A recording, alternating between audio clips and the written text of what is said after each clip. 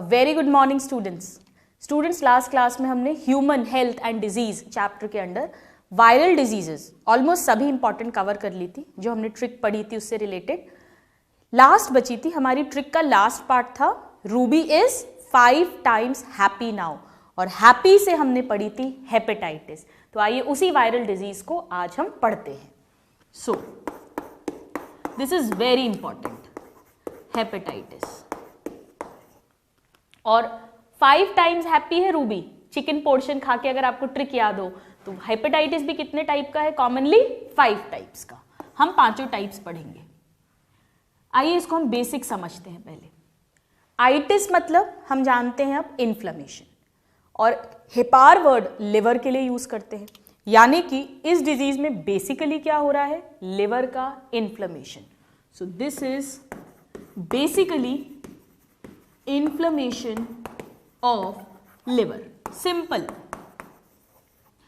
अब लिवर के इन्फ्लेम्ड होने के कारण बहुत सारे हो सकते हैं। मोस्ट कॉमन कारण जो होता है, कॉज जो होता है, वो होता है वायरल इन्फेक्शन, जो हम पढ़ने वाले हैं क्योंकि हम वायरल डिजीज पढ़ रहे हैं। बट ऐसा नहीं है कि केवल वायरस से ही हेपेटाइटिस होता है। कुछ मेडिसिन हैं, ड्रग्स हैं, उनसे हेपेटाइटिस हो सकता है। कुछ केमिकल से हो सकता है, अल्कोहल से हो सकता है, शराब से। कॉमनली आपने सुना ही होगा शराब पियोगे तो लिवर सड़ जाएगा, तो वो हेपेटाइटिस की बात कर रहे हैं basically. Alcohol is a common cause. Auto immune hepatitis हो सकता है, बॉडी ही एंटीबॉडीज बनाने लग जाए और लिवर को अफेक्ट कर दे। So there can be many causes, but the most common cause is viral infection. So अगर हम कॉजेस की बात करें कि हेपेटाइटिस कैसे कैसे हो सकता है, so viral infection, then there can be some drugs, chemicals, alcohol is also chemical actually, then autoimmune etc. और भी कई कारण होते हैं जो आपके लेवल पर आपको नहीं पढ़ने हैं। मैं तो आपको बस इतना बताना चाह रही हूं कि हेपेटाइटिस सिर्फ वायरल से होता है, ऐसा नहीं है। हेपेटाइटिस का मतलब है लिवर का इन्फ्लेमेशन, जिसके बहुत कारण हो सकते हैं, but this is the most common cause is the viral infection, जिसे हम डिस्कस करेंगे नाउ। कोई भी टाइप का हेपेटाइटिस होगा स्टूडेंट्स, तो उसमें मेनली क्या होगा? लिवर का इन्फ्लेमेशन हो रहा है तो लिवर सबसे पहले एनलार्ज होगा। So there will be liver enlargement, यानी हिपैटोमेगैली होगी। बाद में हालांकि लिवर श्रिंक कर जाता है। सो लेटर ऑन लिवर श्रिंक्स, और श्रिंक मतलब ये स्मॉल हो जाएगा साइज में। कोई भी हेपेटाइटिस हो, A B C D E कोई भी टाइप, तो पहले लिवर बड़ा होगा और फिर लिवर श्रिंक कर जाता है। और जब भी लिवर अफेक्ट होगा तो लिवर हम जानते हैं किससे रिलेटेड है? बाइल प्रोड्यूस करता है। बाइल किससे रिलेटेड है? फैट के डाइजेशन से। यानी कि अगर लिवर अफेक्ट हो रहा है तो फैट के डाइजेशन में प्रॉब्लम होगी। So there will be indigestion obviously. और क्या होगा? इनडाइजेशन होगा तो वीकनेस आएगी। इन्फेक्शन है तो फीवर होगा ही होगा। लिवर में ही हमारा मेन सारा डिटॉक्सिफिकेशन वगैरह होता है, मेटाबॉलिज्म होता है, तो पेशेंट को भूख नहीं लगेगी। देन मेन जितने भी GIT, गैस्ट्रिक अपसेट जो भी है, भूख नहीं लगेगी, कमजोरी आएगी, इंडाइजेशन रहेगा, नौशिया, वॉमिटिंग, लूज मोशंस हो सकते हैं, गैस्ट्रिक डिस्कम्फर्ट होगा,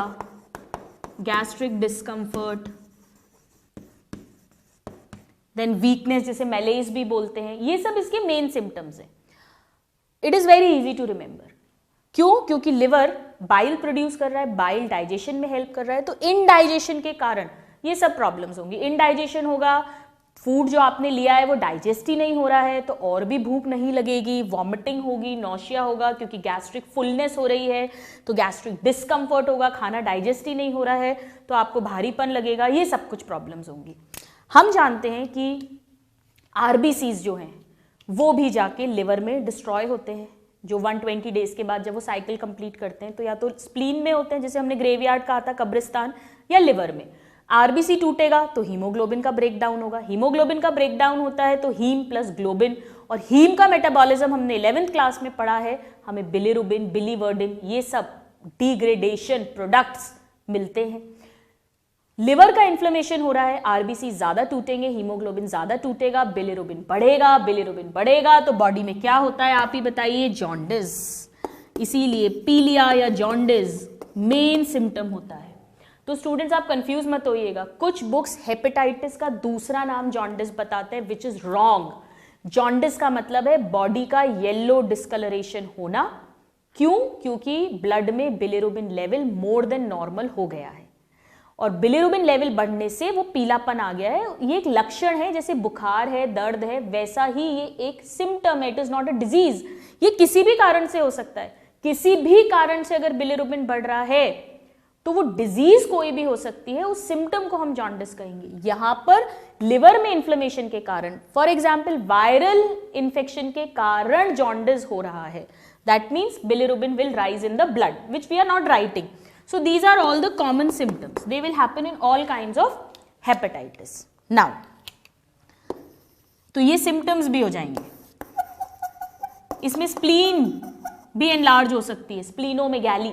Splenomegaly means, क्योंकि हम जानते हैं कि liver पे जब लोड पड़ेगा तो फिर RBCs स्प्लीन में, जितने लिवर में डाइवर्ट हो रहे थे वो भी स्प्लीन में डाइवर्ट होने लग जाएंगे, तो स्प्लीन भी एनलार्ज्ड हो जाती है. एनीवेज वो आपके लेवल पे इंपॉर्टेंट नहीं है, आपके लेवल पे मेनली आपको डाइजेशन, गैस्ट्रिक से रिलेटेड जितने भी सिम्टम्स है, जो भी आता है, nausea, vomiting, gastric upset, indigestion, anorexia यानी लॉस ऑफ एपेटाइट, भूख नहीं लगना, वीकनेस, ये सब लिख दो. बुखार लिखी दो, हर इन्फेक्शन में फीवर आता ही आता है, और जॉन्डिस लिख दो क्योंकि लिवर से रिलेटेड है. Right now, types of viral hepatitis. Viral hepatitis ये 5 टाइप्स का होता है. अब हम इन्हीं के बारे में पढ़ते हैं. नाउ स्टूडेंट्स, मैं इसको कैसे बताऊं आपको, let's say like this, hepatitis A. Hepatitis A, इसका जो वायरस है वो है, ऐसे लिखेंगे, हेपेटाइटिस ए वायरस. और स्टूडेंट्स बहुत इजी है याद रखना, हेपेटाइटिस बी के वायरस को छोड़ के चारों हेपेटाइटिस यानी ए, सी, डी, ई सिंगल स्ट्रैंडेड आरएनए वायरस हैं. ये क्वेश्चन पूछते हैं, चारों सिंगल स्ट्रैंडेड आरएनए वायरस. ठीक है. नाउ इसका ट्रांसमिशन कैसे होगा, ये कैसे फैलता है? ये वायरस जो है ये फीको ओरल रूट के थ्रू ट्रांसमिट होता है. फीको ओरल रूट, ये इसका ट्रांसमिशन है. यानी वही same contaminated food and water, flies वगैरह सब कुछ जो कथा कहानी हम जानते हैं, फीको ओरल रूट के थ्रू. ये डेंजरस नहीं होता है जनरली. वैक्सीन भी इसके खिलाफ, इसके अगेंस्ट अवेलेबल है, और ये एक्यूट डिजीज है. एक्यूट मतलब बहुत जल्दी ठीक हो जाती है, ऐसे लंबा नहीं चलती है. मोर देन 6 months तक अगर कोई डिजीज के सिम्टम्स परसिस्ट करते हैं तो हम उसे क्रॉनिक बोलते हैं. So this is an acute disease. Now ये जो है जनरली 1 से 4 हफ्ते में ठीक हो जाती है. पेशेंट जो है वो 4 to 6 weeks, 1 से 1.5 महीने, सो 4 to 6 weeks में पेशेंट खुद ही ठीक हो जाता है. और इसके लिए वैक्सीन अवेलेबल है, तो मैं वैक्सीन प्लस लिख देती हूं. ठीक है. Now second is hepatitis B. B जो है ये हम पहले नहीं पढ़ रहे हैं, हम पहले ई पढ़ लेंगे, आखिरी वाला. क्यों पढ़ रहे हैं वो आपको समझ में आएगा. इसका वायरस हो जाएगा HEV. ये बिल्कुल हेपेटाइटिस ए की तरह हम इसलिए साथ में पढ़ रहे हैं, पहला और आखिरी हम साथ में पढ़ रहे हैं. ये भी सिंगल स्ट्रैंडेड आरएनए वायरस है, ये भी फीको ओरल रूट के थ्रू ट्रांसमिट होगा, ये भी एक्यूट डिजीज है, बट इसके लिए वैक्सीन अवेलेबल नहीं है. Vaccine not available. और हेपेटाइटिस ई का एक बहुत इंपॉर्टेंट पॉइंट याद रखना है कि ये जो प्रेग्नेंट लेडीज होती हैं, प्रेग्नेंट विमेन है, उनमें बहुत बड़ा सोर्स होता है डेथ का, high mortality in pregnant women. This is important. So मैं यहीं पर लिख देती हूँ इससे एक और रिलेटेड बात, क्योंकि ये ए से डिफरेंट बात है। हाई मोर्टेलिटी इन प्रेग्नेंट, ये क्वेश्चन आता है प्रेग्नेंट विमेन में हाई मोर्टेलिटी के लिए कौन सा हेपेटाइटिस रिस्पॉन्सिबल होता है। तो अगर हम क्वेश्चंस की बात करें, ये भी सिंगल स्ट्रैंडेड है, ये भी सिंगल स्ट्रैंडेड है, क्वेश्चन आता है। फीको ओरल क्वेश्चन आता है। ये भी एक्यूट है, ये भी एक्यूट है। इसके लिए ए के लिए वैक्सीन है, ई के लिए वैक्सीन नहीं है, और ई पर्टिकुलरली प्रेग्नेंट विमेन में डेथ रेट्स के लिए, बहुत हाई डेथ रेट के लिए रिस्पॉन्सिबल है। So this is about hepatitis E, A और ई, पहला और आखिरी। नाउ अब हम आते हैं हेपेटाइटिस बी। हेपेटाइटिस बी का जो वायरस है वो होगा HBV, और ये अभी अभी मैंने बताया सिर्फ अकेला ये है जो डबल स्ट्रैंडेड DNA है, बाकी चारों के सिंगल स्ट्रैंडेड RNA है। So this is double stranded DNA virus. This is important question, right. Now ये कैसे ट्रांसमिट होगा? ये जो है स्टूडेंट्स, एक तो ये एक्यूट डिजीज भी होता है, पहले तो एक्यूट ही होगा, बट ये क्रॉनिक में भी कन्वर्ट हो जाता है, यानी बहुत लंबे टाइम तक 6 महीने से ज़्यादा इसके सिम्टम्स रहते हैं, और क्रॉनिक होने के बाद में स्टूडेंट्स ये लिवर का डैमेज कर सकता है, जिसे सिरोसिस कंडीशन कहते हैं, और सिरोसिस के अलावा ये लिवर कैंसर भी कॉज कर सकता है, यानी लिवर कार्सिनोमा, हम कैंसर लिख देते हैं, लिवर कैंसर। तो ये क्वेश्चन पूछते हैं कि ये एक्यूट तो हो गई, इनिशियल सिम्टम्स आएंगे तो एक्यूट है, बट ये क्रॉनिक भी हो सकता है, ये लिवर का पूरा डैमेज। सिरोसिस आपके कोर्स में नहीं है, आपको नहीं पढ़ना, आप बस इतना समझ लो, liver damage, full liver damage and liver cancer के लिए भी रिस्पॉन्सिबल है। So it is a serious hepatitis. Pregnant ladies में तो ई भी है सीरियस, अदरवाइज ए और ई उतना सीरियस नहीं है, but B is very very serious. तो बी कैसे ट्रांसमिट होता है? तो अगर हम इसके रूट ऑफ ट्रांसमिशन की बात करें तो ये मेनली हम जानते हैं it is a sexually transmitted disease, यानी सेक्सुअल कॉन्टैक्ट के थ्रू ये ट्रांसमिट होगा। आपको याद है हमने 3 इनक्योरेबल डिजीज पढ़ी थी STD, जिसमें हमने herpes, hepatitis B and AIDS, HIV पढ़ा था। So this is incurable STD। ये तो हमने रिप्रोडक्टिव हेल्थ में ऑलरेडी पढ़ चुके हैं हम। इसके अलावा हम जानते हैं हेपेटाइटिस बी जो होता है ये ब्लड ट्रांसफ्यूजन के थ्रू भी एक पर्सन से दूसरे पर्सन को हो सकता है। इसीलिए जब भी अगर आप ब्लड डोनेट करने जाते हैं तो आपका हेपेटाइटिस और HIV का टेस्ट कराया जाता है, बिकॉज अगर आप करियर हुए then you can transmit that disease to the other person. तो आप तो एक अच्छा काम करने जा रहे हैं, बट हो बुरा काम जाएगा, उल्टा हो जाएगा। तो हेपेटाइटिस बी ब्लड ट्रांसफ्यूजन के थ्रू ट्रांसमिट होता है। BCD तीनों ही ट्रांसमिट होते हैं students. So blood transfusion, through blood transfusion, right. इसके अलावा सर्जरी के टाइम पर अगर स्टेराइल मतलब अनस्टेराइल इन्फेक्टेड इंस्ट्रूमेंट है, उस इंस्ट्रूमेंट पे अगर वो वायरस है, या नीडल्स जो शेयर करते हैं, जैसे जो ड्रग एडिक्ट्स होते हैं वो आपस में नीडल्स शेयर कर लेते हैं जो ड्रग्स पुश करने के लिए करते हैं, या इसीलिए आजकल डिस्पोजेबल नीडल्स का कॉन्सेप्ट है।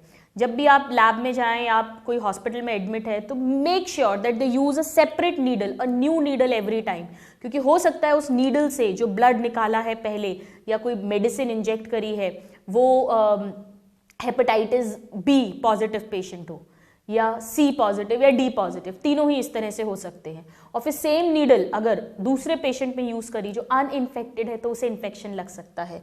So by sharing of infected needles, even blood transfusion के टाइम भी बहुत इंपॉर्टेंट है ये, राइट।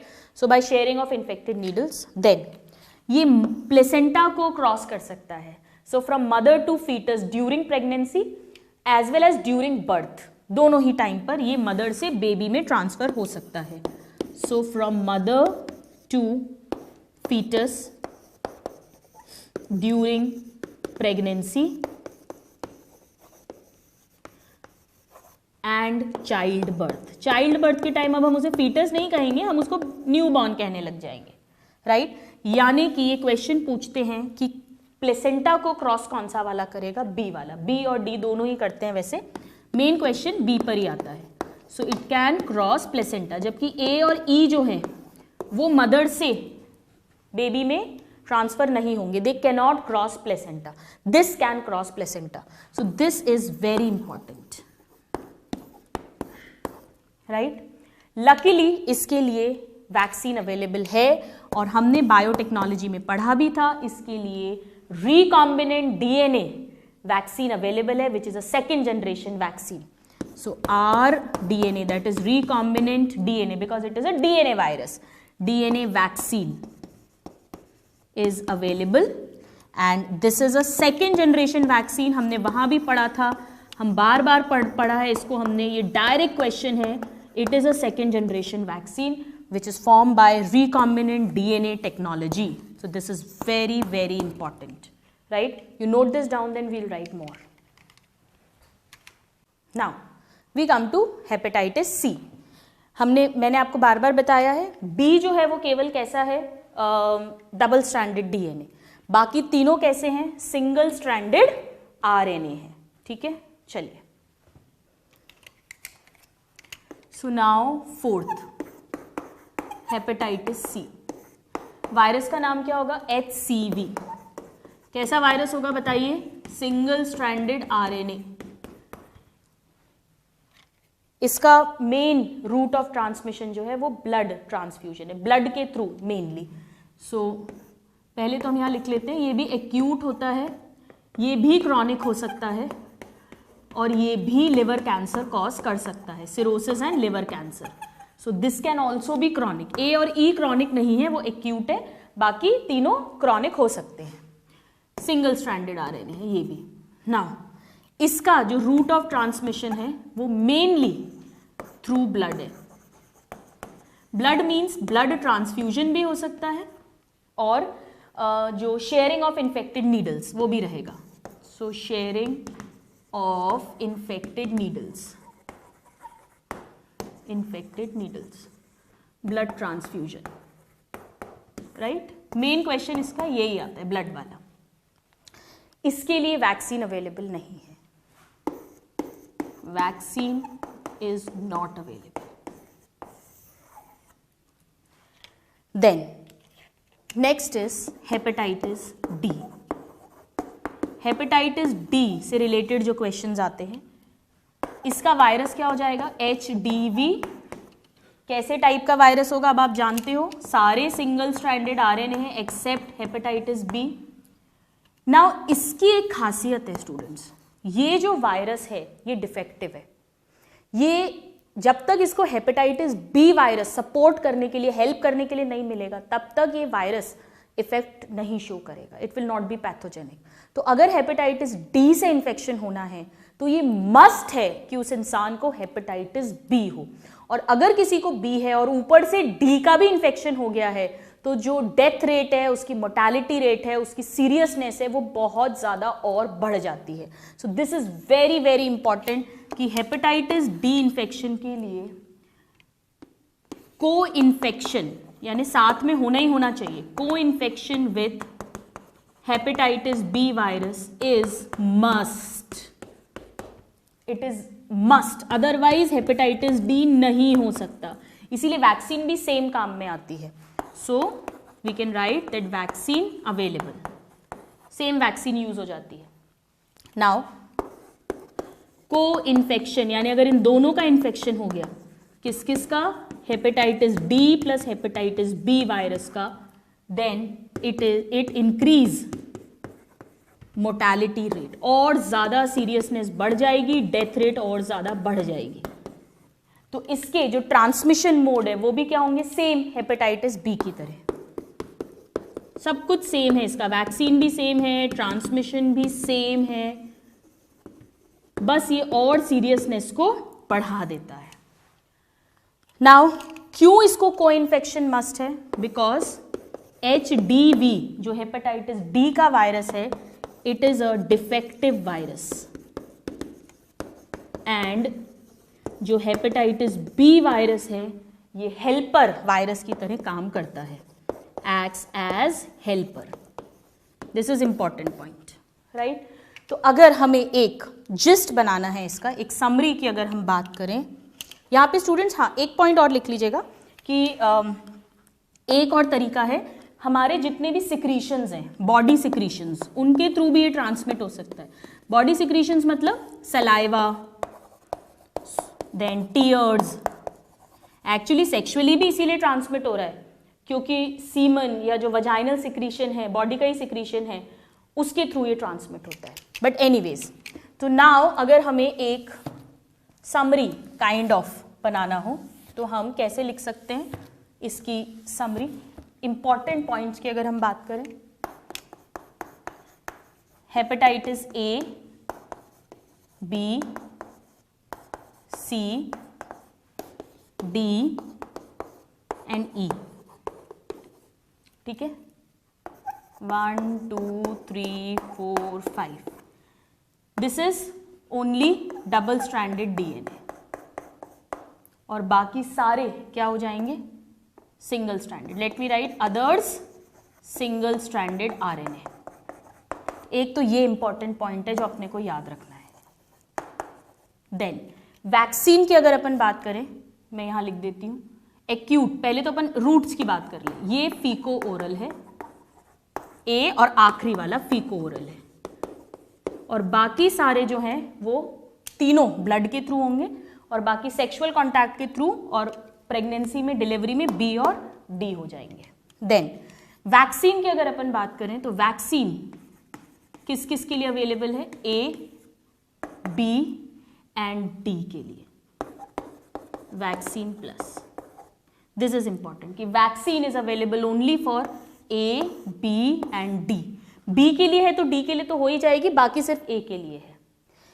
एक्यूट कौन कौन से हैं इसमें से, ए केवल हमेशा एक्यूट रहता है, क्रॉनिक नहीं रहता, और ई भी एक्यूट रहता है, बाकी तीनों एक्यूट और साथ में क्रॉनिक भी हो सकते हैं। क्रॉनिक मतलब लंबे टाइम तक डिजीज चलेगी। और ई वाला जो है वो पर्टिकुलरली प्रेग्नेंट विमेन में डेथ रेट के लिए रिस्पॉन्सिबल है, डेथ्स के लिए रिस्पॉन्सिबल है। ये सारे क्वेश्चंस मेन पूछे जाते हैं। वायरस का टाइप, वैक्सीन ए, बी और डी के लिए है केवल, ये दोनों फीको ओरल रूट से हैं तो दोनों एक्यूट रहेंगे, बाकी तीनों क्रॉनिक हो सकते हैं। क्रॉनिक है तो सिरोसिस कर सकते हैं, लिवर कैंसर कर सकते हैं। और वायरस का type. So this is about hepatitis in short. You note this down. इसमें बहुत इंपॉर्टेंट पॉइंट ये भी है कि हेपेटाइटिस बी का जो वैक्सीन है वो rDNA वैक्सीन है, यानी सेकेंड जनरेशन वैक्सीन है, right. And then we will read about other diseases. Please note this down. So now students, हमने कंप्लीट करी वायरल डिजीज। हमने अभी तक इस चैप्टर में important bacterial disease with all the tricks complete कर लिया है। हमने इस चैप्टर में वायरल डिजीजेस को कंप्लीट कर लिया है और अब हम पढ़ने वाले हैं that is protozoal disease, right. ये आपके लिए बहुत इजी होगा, बहुत सिंपल होगा। क्यों होगा बहुत सिंपल स्टूडेंट्स? क्योंकि प्रोटोजोआ अगर आपने 11th में एनिमल किंगडम पढ़ा है तो आपने अच्छे से पढ़ा होगा। कोई बात नहीं भी पढ़ा है तो हम उसको दोबारा रिवाइज कर लेते हैं। Now we will talk about protozoal disease, यानी जो प्रोटोजोआ से होती है। प्रोटोजोआ हम जानते हैं प्रोटिस्टा है, यूनिसेल्यूलर यूकैरियोटिक होता है प्रोटिस्टा किंगडम। उसके एनिमल लाइक ऑर्गेनिजम्स है प्रोटोजोआ, जिसकी डिटेल्स हमने एनिमल किंगडम में 11th क्लास में पढ़ी थी। उनसे होने वाली डिजीजेस, हमने इसके लिए एक ट्रिक बनाई है इंपॉर्टेंट प्रोटोजोअल डिजीजेस के लिए। ट्रिक है पापा और पापा के साथ मम्मा नहीं अम्मा, ठीक है। अम्मा भी मम्मा को ही बोलते हैं। सो पापा एंड अम्मा कहाँ गए? वेंट टू कला बाजार। कला बाजार गए, वो आर्ट एंड क्राफ्ट का बाजार है कला बाजार। और कहाँ पर है कला बाजार? On China street, on China street. किसके साथ गए? 3 बेटियों के साथ। तो 3 को हम ट्रायो बोलते हैं। सो विथ ट्रायो कौन कौन सी 3 बेटियां हैं उनकी? बाला, माला एंड काला नहीं, जिया है, तीसरी बच्ची का नाम थोड़ा सा अलग रखा है। सो बाला, माला एंड जिया। और इनको आर्ट एंड क्राफ्ट में बिल्कुल भी इंटरेस्ट नहीं था, तो ये तीनों सो गई, ये तीनों सो गई, या दे स्लेप्ट, कुछ भी लिखिए आप। This is the trick. आइए इस ट्रिक को हम एक्सप्लोर करते हैं। पापा से पहली डिजीज है पायरिया, पापा से पायरिया। नाउ अम्मा से अमीबियासिस, हम अभी सबको डिस्कस करेंगे, अमीबियासिस। तो पापा से पायरिया, अम्मा से अमीबियासिस। काला बाजार से, जिसने 11th पढ़ा है उसको समझ में आ रहा होगा मैं क्या लिखने वाली हूं, काला अजहर।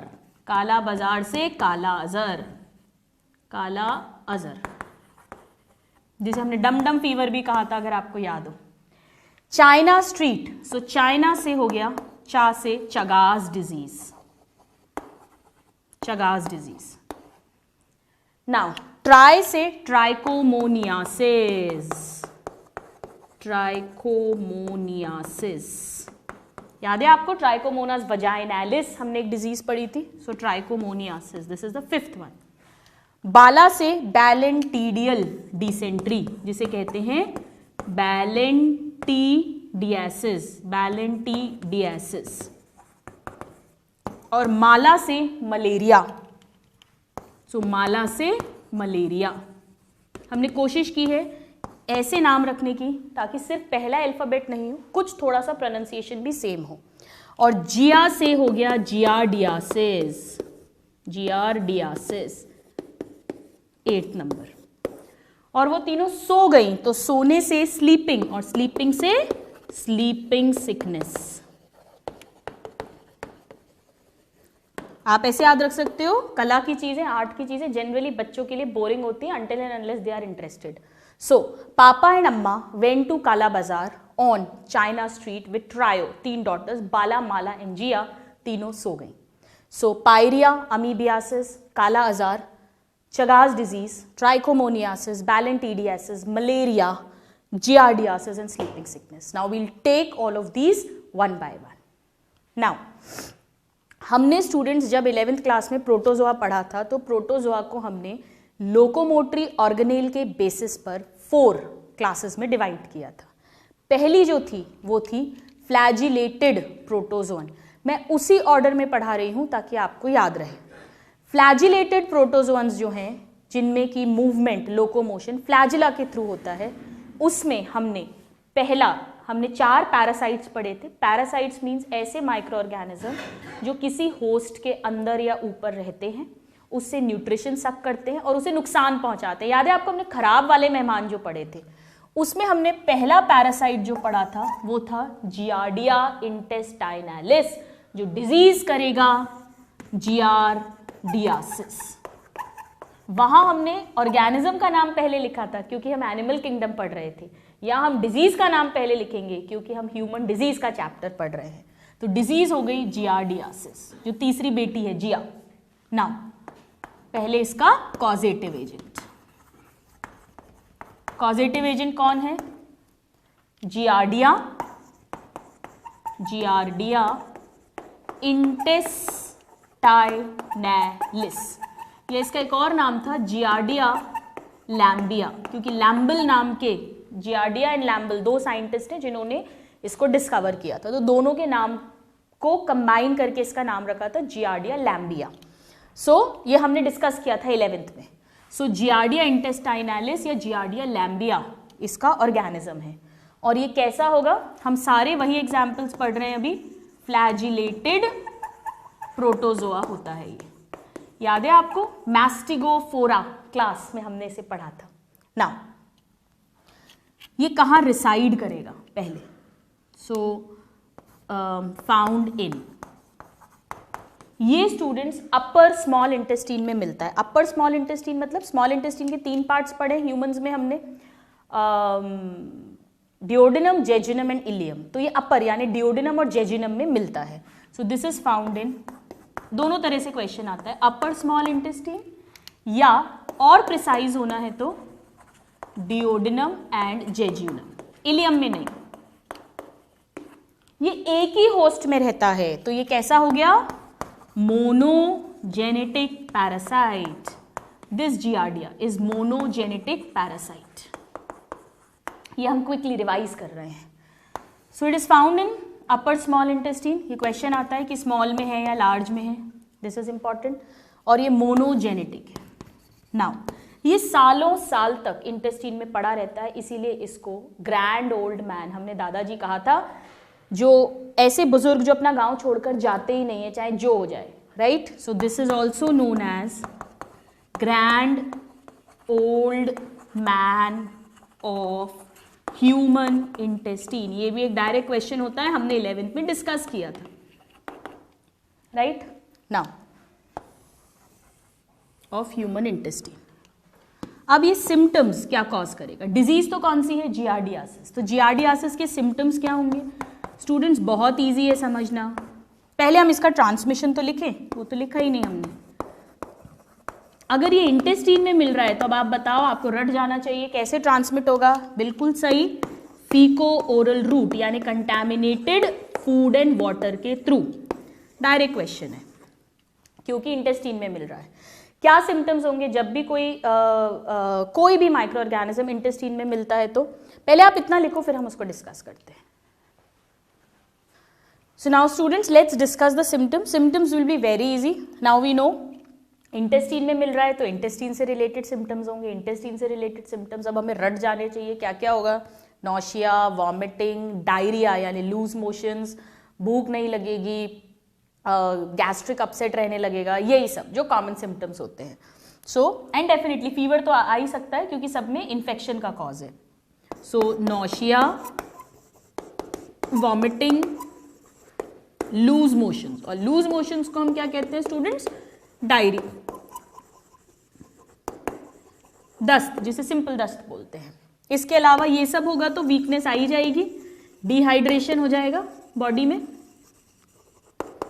राइट। पेट दर्द रहेगा तो स्टमक एक,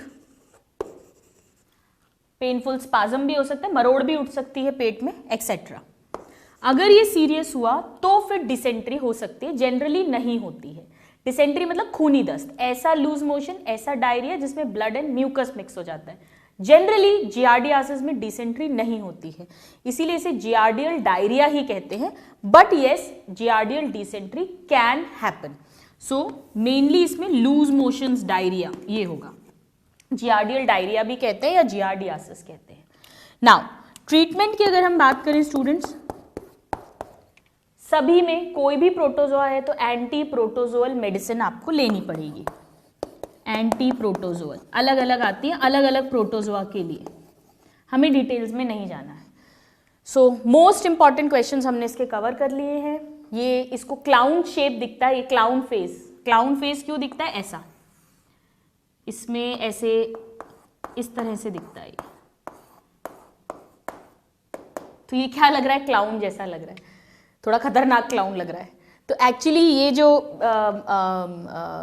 प्रोटोजोआ होता है स्टूडेंट्स, इसमें मैं यहाँ लिख देती हूँ याद दिलाने के लिए आपको, वैसे 11th में पढ़ा है, डिजीज से रिलेटेड एज सच नहीं है ये, बट क्वेश्चन इंपॉर्टेंट है।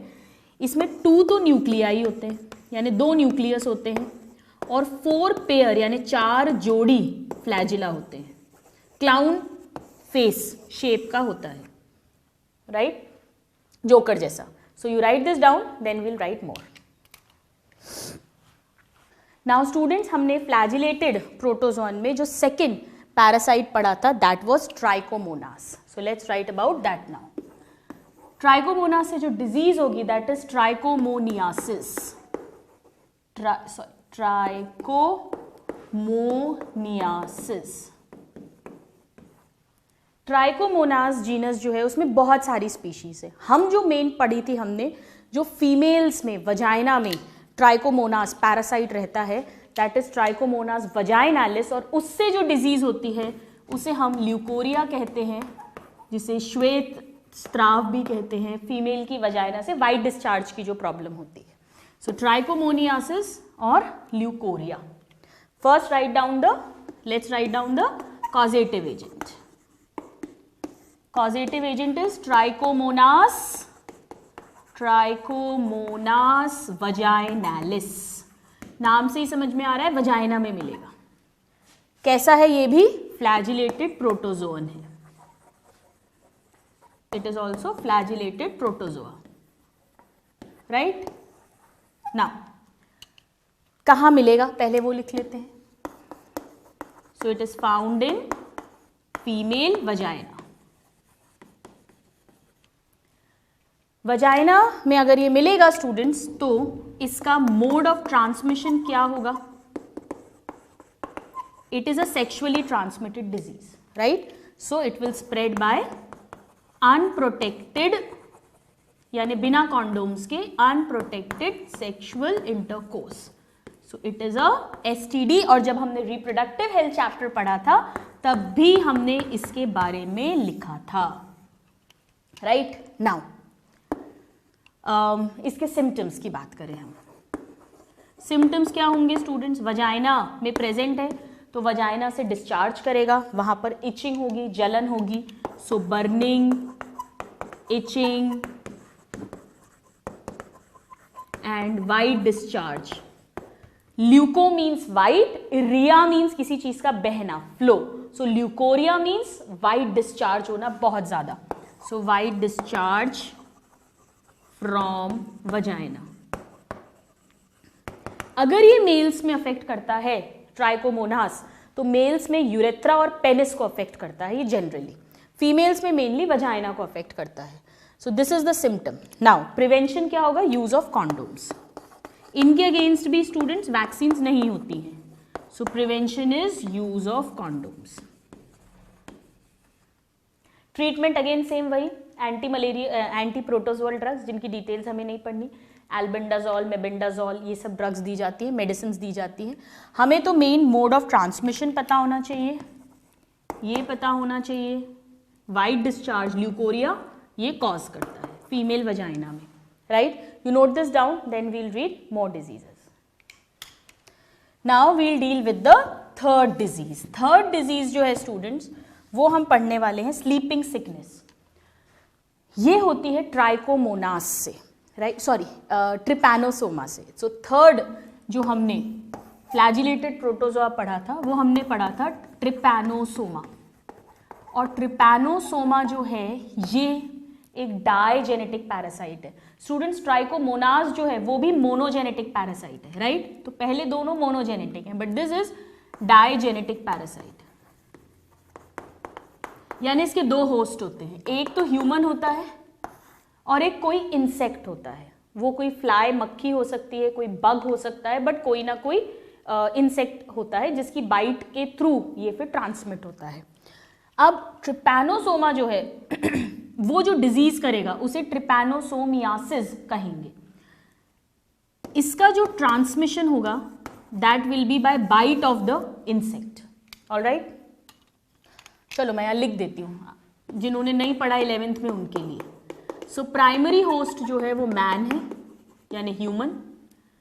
कैटल्स, पिग्स, डॉग्स भी हो सकते हैं.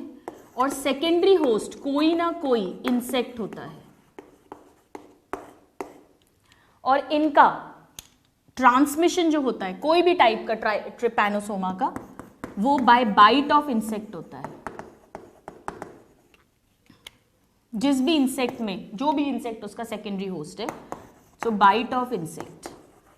और इसकी जो इन्फेक्टिव स्टेज है, यानी ऐसा नहीं इंसेक्ट कभी भी कट करे, बाइट करे, अगर उस समय उस इंसेक्ट के सलाइवा में मेटासाइक्लिक स्टेज होगी, क्योंकि ये जो ट्रिपैनोसोमा है ये पॉलीमॉर्फिक होता है, यानी इसकी बहुत सारी स्टेजेस होती हैं लाइफ में, अलग अलग शेप एंड साइज हो जाता है. ये भी फ्लैजिलेटेड है. तो इसमें अगर मेटासाइक्लिक स्टेज हुई तभी इन्फेक्शन होगा, नहीं तो नहीं होगा. सो ये डायरेक्ट क्वेश्चन है. Infective stage is metacyclic stage. Now हमने 3 पढ़े हैं मेन ट्रिपैनोसोमा, वही हम डिजीजेस के फॉर्म में बात कर रहे हैं. सो 3A जो पहला है that is Trypanosoma gambiense. Trypanosoma gambiense जो डिजीज कॉज करता है उसे कहते हैं स्लीपिंग सिकनेस, और बेटर नाम है इसका अफ्रीकन स्लीपिंग सिकनेस या ट्रिपैनोसोमियासिस। कौन सा वाला? Gambian. So it is Gambian trypanosomiasis. ये generally students West Africa and central Africa में प्रिवेलेंट होता है। ईस्ट अफ्रीका में दूसरा स्पीशीज है इसका जो कॉमनली मिलता है। So this is generally found in west and central Africa. ये सब क्वेश्चंस हैं। तो डिजीज जो हम पढ़ रहे हैं वो है अफ्रीकन स्लीपिंग सिकनेस और Gambian trypanosomiasis. This is caused by Trypanosoma gambiense. ये उस प्रोटोजोआ का नाम है। This is the causative agent. और अगर हम इसमें उस फ्लाई का नाम पढ़ें, यानी जो करियर है या वेक्टर है, तो उस मक्खी का नाम है, हमने 11th में बहुत डिटेल में पढ़ा था, सीसी फ्लाई। इसमें टी साइलेंट है तो सीसी फ्लाई, या पहला टी साइलेंट होता है तो सेटसी फ्लाई। इसका टेक्निकल नाम भी आता है एंड दैट इज ग्लॉसिना पेलपैलिस। पेलपैलिस इस वाली मक्खी से, इसके काटने से ये फैलता है, राइट। ये सेकेंडरी होस्ट है ह्यूमंस में, ह्यूमन प्राइमरी होस्ट है। नाउ ये जो ट्रिपैनोसोमा गैम्बियंस प्रोटोजोआ है, फ्लैजिलेटेड प्रोटोजोआ, ये कहाँ रहता है? ये हमारे ब्लड में एंटर करता है और ब्लड के बाद ये CSF सेरिब्रोस्पाइनल फ्लूइड में जाके सेंट्रल नर्वस सिस्टम को डैमेज करता है, जिसके कारण पेशेंट लंबा कोमा तक में जा सकता है। इसीलिए इसको स्लीपिंग सिकनेस कहते हैं। सो पैरासाइट यानी यही trypanosoma gambiense parasite lives in blood and then goes into cerebrospinal fluid and then can damage central nervous system and can cause coma like situation। इसीलिए इसको स्लीपिंग सिकनेस बोलते हैं। ये भी हमने डिस्कस किया था, ये इंपॉर्टेंट है। So it lives in blood and then goes into CSF और डैमेज करता है सेंट्रल नर्वस सिस्टम को। This is important. तो कॉजेटिव एजेंट यानी स्पीशीज का नाम आना चाहिए, फिर वेक्टर का नाम आना चाहिए, फिर ये कहाँ रहता है, कहाँ पहुंचता है, किसको डैमेज करता है, right. You note this down then we'll write more. Now students, इसी ट्रिपैनोसोमा की सेकंड एक और स्पीशीज होती है जो दूसरी डिजीज कॉज करेगी। सो हम उसे 3B लिख लेते हैं। ये ईस्ट अफ्रीका में मोर प्रिवेलेंट है। जो कॉजेटिव एजेंट है वो है ट्रिपैनोसोमा, मैं पूरा नाम नहीं लिख रही हूं, ट्रिपैनोसोमा रोडेसियन।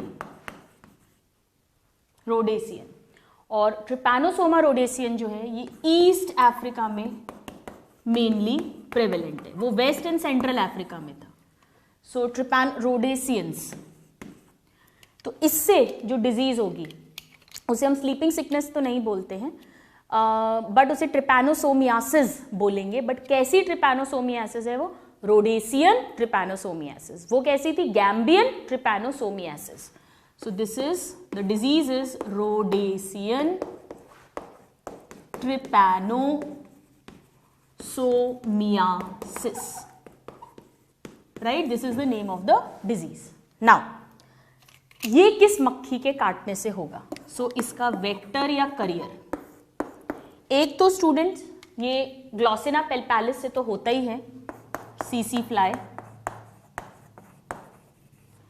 इसकी दो स्पीशीज से होता है ये, एक तो ग्लॉसिना पेलपैलिस एंड ग्लॉसिना मॉर्सिटन्स, इन दोनों से हो सकता है। जबकि अफ्रीकन स्लीपिंग सिकनेस केवल पेलपैलिस से होती है, ये मॉर्सिटन से भी हो सकता है, right. So this is about it. Almost same इसका सिम्टम्स होते हैं। Now the third, there is one more disease that is Chagas disease.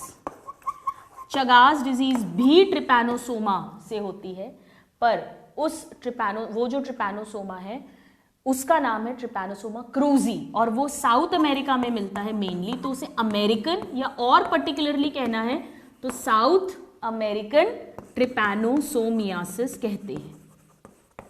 So West Africa and central Africa में गैम्बियन, ईस्ट अफ्रीका में रोडेशियन, और South America में, mainly South America में, हालांकि इसको कई बार अमेरिकन ट्रिपैनोसोमियासिस भी नाम देते हैं।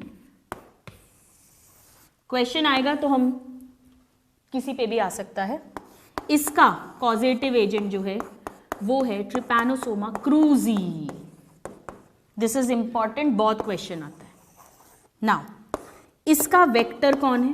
इसका वेक्टर सीसी फ्लाई नहीं होता है, एक बग होता है जिसे ट्राइटोमा बग बोलते हैं, ट्राइटोमा बग, जिसे हमने किसिंग बग भी कहा था क्योंकि ये मेनली फेस पे कट करता है, बाइट करता है, तो इसे किसिंग बग भी कहते हैं। ये दोनों इंपॉर्टेंट क्वेश्चंस हैं। और इसके सलाइवा में प्रोटोजोआ नहीं होता है, इसके फीकल मैटर में होता है। तो अगर ये कोई किसी पर्सन के, ह्यूमन के कोई कट है, वूंड है, घाव है, और उस पर आकर ये मक्खी, ये बग बैठे और इसका फीकल मटेरियल उस कट के कारण उसकी बॉडी के अंदर इंट्रोड्यूस हो जाए, तो ये इन्फेक्शन होगा। उसकी बाइट से नहीं होगा, क्योंकि बाइट में तो सलाइवा अंदर जाता है, जो भी मॉस्किटो है या फ्लाई है या बग है उसका। पहले दोनों बाइट से हो रहे थे, जबकि ये इसके फीकल मैटर में प्रेजेंट होता है। सो फीकल मैटर में प्रेजेंट होगा। दिस इज इंपॉर्टेंट, बहुत बहुत इंपॉर्टेंट है ये। क्रूजी भी पूछते हैं और ये भी पूछते हैं। इसमें स्टूडेंट्स डायरिया होता है, एनीमिया होता है, स्प्लीन का एनलार्जमेंट होता है, ऑल दोज थिंग्स हैपन।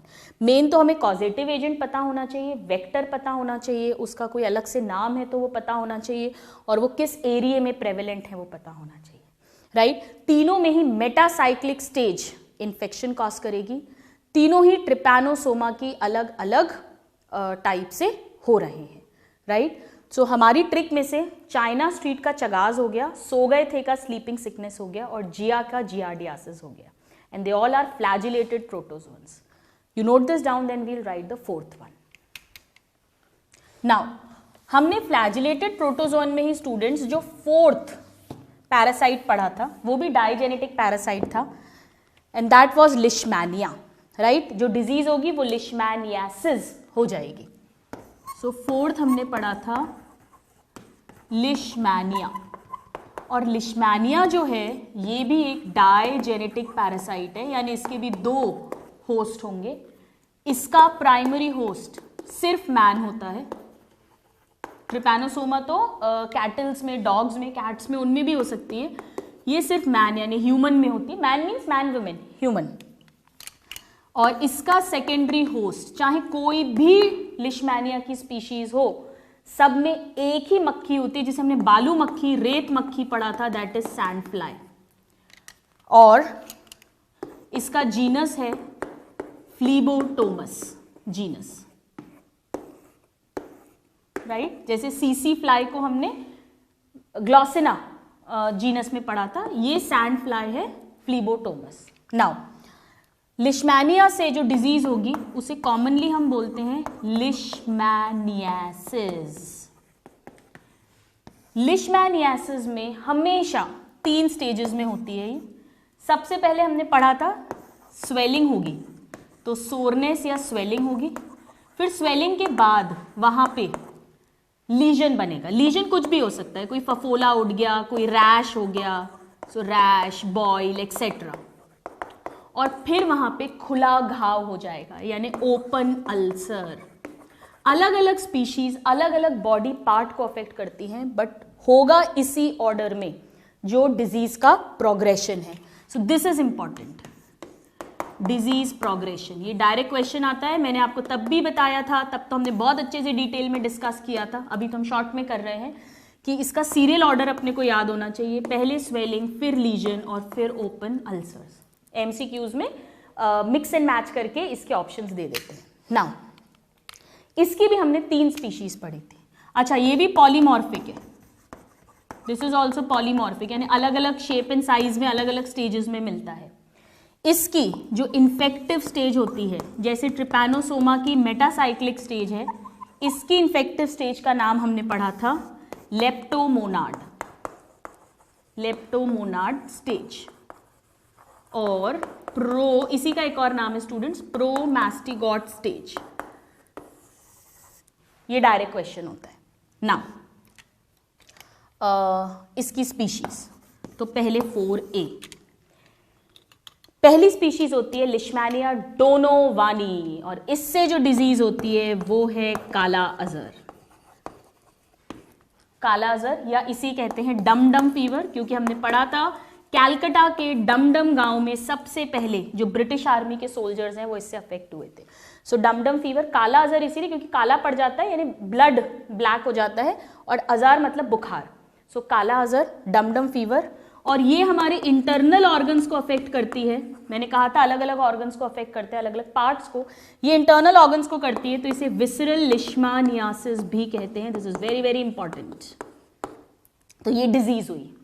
इस डिजीज का जो कॉजेटिव एजेंट है, ये तीनों नाम अपने को रटे होने चाहिए। जिसने 11th अच्छे से पढ़ा है उसको ये पार्ट लर्न करने में दिक्कत नहीं आएगी, बट कोई बात नहीं अगर नहीं भी पढ़ा है आपने, जब जागो तब सवेरा। इसका कॉजेटिव एजेंट जो है वो है लिशमानिया, तो है ही, पर कौन सा लिशमानिया? डोनोवानी। करियर कौन होगा? सबका करियर यही है, sand fly. So career is same, career, vector, secondary host, कुछ भी नाम लिखिए, इट इज सैंड फ्लाई। वही फ्लीबोटोमस, मैं बार बार नहीं लिखूंगी। नाउ ये इंटरनल ऑर्गन्स को अफेक्ट करता है, बट किसको? मेनली ये लिवर, स्प्लीन और लिम्फ नोड्स को अफेक्ट करता है। लिवर एनलार्जमेंट होता है, स्प्लीन एनलार्जमेंट होता है, और यहाँ पर आरबीसीज टूटते हैं, बहुत ज़्यादा आरबीसीज टूटेंगे, बहुत ज़्यादा हीमोग्लोबिन टूटेगा, ब्लैक स्टूल्स होने लगते हैं, काला अजहर इसको कहते हैं। सो क्वेश्चन जो आता है, इट मेनली अफेक्ट्स, ये यही रहता भी है, it resides, it is found also in liver, spleen, lymph nodes etcetera. और ये जितनी भी टाइप की लिशमानियासिस हैं उनमें से मोस्ट डेंजरस है, सबसे ज़्यादा डेथ इसी में होती है। ये भी क्वेश्चन पूछते हैं। So this is most dangerous type of leishmaniasis. ये बहुत इंपॉर्टेंट है स्टूडेंट्स, लिवर और स्प्लीन में विसरल लिशमानियासिस। और स्पीशीज भी हैं लिशमानिया की जो इंटरनल ऑर्गन्स को अफेक्ट नहीं करती हैं, जैसे एक है जो स्किन को अफेक्ट करती है। आइए हम उसके बारे में लिखेंगे, please note this down. Now इसकी सेकेंड डिजीज कौन सी हो सकती है? हमने जो ट्रिक में लिखी थी वो कॉमन वंस लिखी हुई है। नाउ इसका एक और कॉजेटिव एजेंट होता है स्टूडेंट्स, जिसका नाम है, जैसा मैंने अभी आपको बताया, जो स्किन को अफेक्ट करता है, लिशमैनिया ट्रॉपिका। और ये क्योंकि स्किन को अफेक्ट करता है तो ये जो डिजीज करेगा उसे लिशमानियासिस तो कहेंगे, बट कौन सा? क्यूटेनियस, क्योंकि स्किन के लिए क्यूटेनियस वर्ड यूज करते हैं। सो क्यूटेनियस लिशमैनियासिस, और ये स्किन कैपिलरीज में रहता है, वही सेम स्किन में उस जगह पे सूजन आएगी, फिर बॉयल वगैरह होगा और फिर घाव हो जाएगा। तो इसके बड़े इंटरेस्टिंग नाम हमने पढ़े थे, जैसे दिल्ली की सर्दी गाना था, ये दिल्ली के फोड़े, बगदाद की सूजन, तो इसके बहुत सारे नाम थे, जैसे बगदाद सोर्स, ओरिएंटल सोर, वो पूरा बगदाद वाला एरिया जो है ज्योग्राफी में उसको ओरिएंटल बोलते हैं। सो ओरिएंटल सोर्स या दिल्ली बॉयल्स, ये सब इसी के नाम है, इसी बीमारी के, राइट। सो बगदाद की सूजन, दिल्ली के फोड़े, ये सब एक ही के नाम है। करियर कौन होगा? वही same, sand fly, exactly same, sand fly. किसे अफेक्ट करेगा? स्किन को। तो ये कहाँ मिलता है? इट इज फाउंड इन जो स्किन कैपिलरीज की एंडोथीलियल सेल्स है, वहां पे endothelial cells of skin capillaries, right. So basically skin की डिजीज है। You note this down, then we'll write more. Now एक और लिशमैनिया की स्पीशीज होती है, आइए अब हम उसको डिस्कस करें। उसका एजेंट जो है वो लिशमैनिया ही है, पर कौन सा है? Leishmania brasiliensis. ब्राजील से हमने याद किया था, ब्रासिलियंसिस। ये स्किन को और म्यूकस मेम्ब्रेन दोनों को अफेक्ट करता है, तो इससे जो डिजीज होगी उसे लिशमैनियासिस तो कहेंगे, पर कैसा? म्यूकस मेम्ब्रेन यानी म्यूको और स्किन यानी क्यूटेनियस। सो म्यूको क्यूटेनियस, और ये मेनली कहाँ की म्यूकस मेम्ब्रेन को अफेक्ट करता है? नोज की और बक्कल कैविटी की। सो इसे नेजो ओरल या नेजो फेरेंजियल लिशमैनियासिस भी कहते हैं। इसका एक और नाम है स्टूडेंट्स, हम डिटेल्स नहीं पढ़ रहे हैं, एस्पंडिया डिजीज। इस पे बहुत क्वेश्चन आता है, कई बार एस्पंडिया डिजीज करके क्वेश्चन पूछते हैं। तो they are talking about this mucocutaneous leishmaniasis only, this is important. Vector इसका सेम होगा, करियर वेक्टर एक ही बात है। आप चाहें तो चैप्टर्स को दोबारा रेफर कर सकते हैं जहां हमने डिटेल्स पढ़ी थी। सेम सैंड फ्लाई, वही फ्लीबोटोमस जीनस की। नाउ ये किसे अफेक्ट करता है? Skin and mucous membrane of nose, then naso oral या नेजो फेरेंजियल है तो थ्रोट यानी माउथ, फेरिंग्स हो जाएगा, इसमें माउथ आ जाएगा यानी बक्कल कैविटी की म्यूकोजा, फेरिंग्स हो जाएगा, राइट। इसके अलावा वजाइना में भी बहुत कॉमनली ये इन्फेक्शन मिलते हैं। सो आज की क्लास में स्टूडेंट्स हमने हेपेटाइटिस को डिटेल में पढ़ा जो एक वायरल डिजीज है। उसके अलावा हमने प्रोटोजोअल डिजीज, कॉमन प्रोटोजोअल की ट्रिक पढ़ी, और उस ट्रिक में हमने अभी तक जिया का जियार्डियासिस पढ़ लिया है। देन हमने ट्राइकोमोनियासिस यानी ल्यूकोरिया पढ़ लिया है। स्लीपिंग सिकनेस, सो गए, तो ट्रिपैनोसोमियासिस 3 टाइप के हमने पढ़े, गैम्बियन, रोडेसियन एंड चगास डिजीज। तो चगास पढ़ लिया हमने, चाइना स्ट्रीट का। और हमने लिशमैनिया से होने वाला काला अजर, ट्रॉपिक क्यूटेनियस एंड म्यूकोक्यूटेनियस, तीनों पढ़े। इतनी डिजीज हम कवर कर चुके हैं। Remaining protozoal disease we'll do in the next class. So till the next class, a very happy learning and have a good day. Thank you.